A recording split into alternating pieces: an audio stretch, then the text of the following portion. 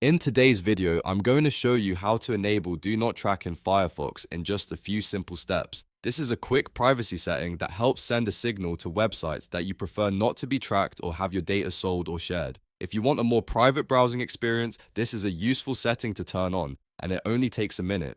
If this video helps you out, make sure to hit the like button and subscribe for more easy tutorials just like this.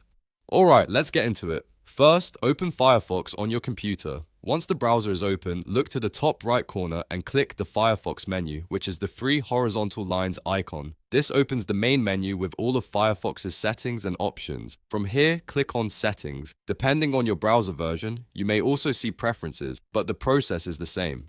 Now that you're in the Settings page, look over to the left-hand side and click Privacy and Security. This is where Firefox keeps all of its privacy controls, security settings, cookie options, and tracking protections. Once you're in the Privacy and Security section, scroll down until you find the Additional Protections section. Take your time here, because this is the area where Firefox gives you more control over how websites handle your data.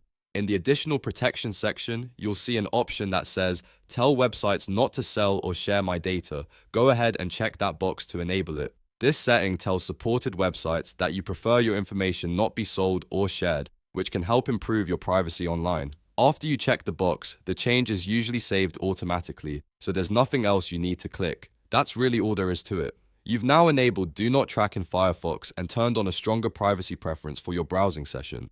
If you ever want to change it later, just return to the same privacy and security page and uncheck the box. If this tutorial was helpful, please give it a thumbs up and subscribe to the channel for more simple browser tips, privacy settings, and step-by-step tech guides. Thanks for watching, and I'll see you in the next video.